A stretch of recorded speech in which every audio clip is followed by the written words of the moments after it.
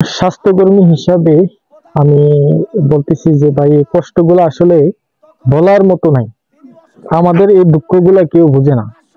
আমি স্নাতক কমপ্লিট করে আপনার এই একজন স্বাস্থ্যকর্মী হিসাবে কর্মরত আছি।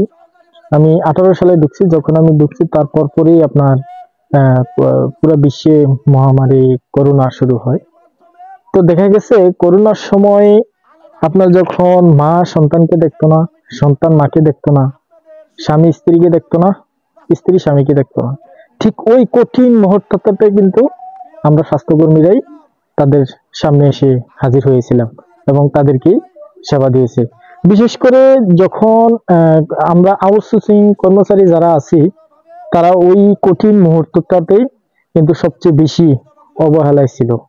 এরকম সেফটি যে পোশাকটা ছিল ওই পোশাকটা সরকারি লোকজনই ব্যবহার করতো। আর সরকারি লোকজন কিন্তু প্রথম প্রথম যখন করোনার ভয়ঙ্কর রূপটা যখন প্রথম থেকে শুরু হয় তখন কিন্তু কেউ আসতো না, আমরাই ছিলাম।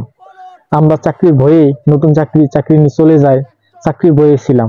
তো আমরা কিন্তু ওই সরকারের যে সেফটি পোশাকটা ছিল ওই পোশাকটা পর্যন্ত আমাদের ভাগ্যে ছিল না।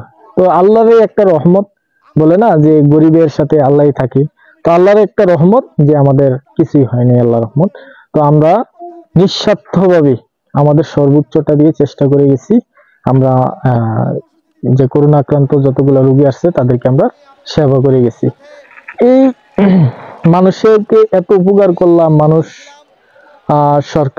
সরকারের কাছ থেকে যত অনুদান আসছে, করোনার সময় যত অনুদান আসছে, করোনার মহামারীর মধ্যে যারা কাজ করছেন যত অনুদান আসছে সবগুলাই কিন্তু সরকারি লোকজন যারা আছে ওনারাই বুক করছে।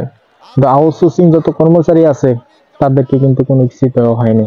বরঞ্চ আমাদের সারা বাংলাদেশে অনেক আউটসোর্সিং কর্মী মৃত্যুবরণ করছে, কিন্তু তাদের কোনো খোঁজখবর নেওয়া হয়নি। এটা হলো সবচেয়ে বড় দুঃখ। আমরা এখানে আজকে উপস্থিত হয়েছি একমাত্র আমাদের দাবি হলো আমাদের চাকরিটা যেন স্থায়ী হয়। আর বিশেষ করে অনেকেই বলতেছে যে আমরা নাকি ইন্টারভিউ ছাড়া স্বজন প্রীতির মাধ্যমে আমরা চাকরি নিয়েছি। এটা হলো সম্পূর্ণ ভুল কথা। আমি যেখানে আছি এখানে আপনার লোক আছে 15 জন। 15 জনের মধ্যে আপনার স্থায়ী লোক আছে মাত্র, ওখানে আপনার স্থানীয় উপজেলা স্বাস্থ্য কমপ্লেক্সের স্থানীয় আশেপাশের লোক আছে মাত্র 2 জন। আর বিভিন্ন জেলার লোক আছে আপনার প্রায় 13 থেকে 14 জন। তাহলে আবার বুঝেন যে আমরা এক জেলা থেকে অন্য জেলার মধ্যে যাই, সেটা কি আমরা স্বজন প্রীতির মাধ্যমে কি চাকরি নেওয়া যায়? হয়তো ইন্টারভিউ দিয়ে তারপরে আপনার যথাযথ চাকরির যত রুলস আছে সবগুলা মেনটেন করে আমরা কিন্তু চাকরিটা নিয়েছি। আমরা যখন চাকরিটা নিয়েছি তখন যে আউটসোর্সিং এই শব্দটা কিন্তু আমি বিশেষ করে আমি কিন্তু জানতামই না।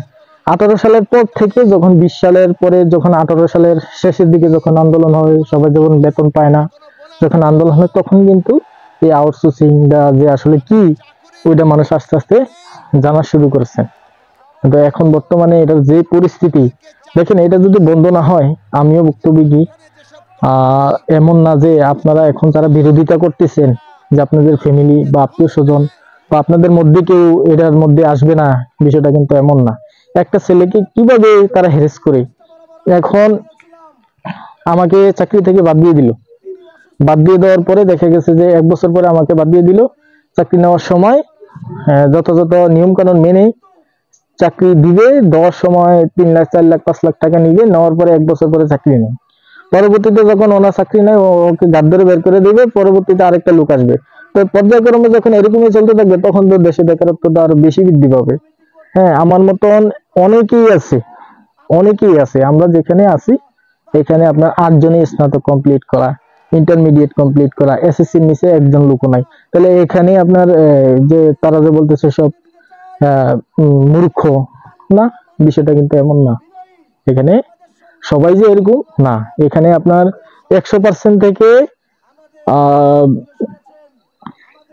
16% হচ্ছে আপনার মিনিমাম ইন্টারমিডিয়েট কিংবা স্নাতক কমপ্লিট করা। আর বাকি যারা আছে হয়তো বা টুকিটাকি দেখা গেছে যে যারা প্রকল্পতে ছিল, যারা আসছেন এখানে প্রকল্প থেকে আবার কিছু কিছু লোকদেরকে আবার আউটসোর্সিং নিয়ে গেছে। হয়তো বা তারা যেহেতু বয়স বেশি হয়ে গেছে, হয়তো দেখা গেছে যে তারা বয়স বেশি বা আগে যারা ঢুকছে তাদের শিক্ষাগত যোগ্যতা একটু কম, কিন্তু সব দিক দিয়ে বিবেচনা করলে আমরা এই স্বাধীন দেশে বসবাস করি, আমরা এই পরাধীনতার মধ্যে আছি। আমাদের দিকটা যেন সরকার দেখে, আমাদের দিকটা দেখে যেন আমাদের ফ্যামিলি আছে, পরিবার আছে, পরিজন আছে, তাদের দিকে বিবেচনা করে যেন সরকার আমাদের জন্য যথাযথ ব্যবস্থা করে। ধন্যবাদ।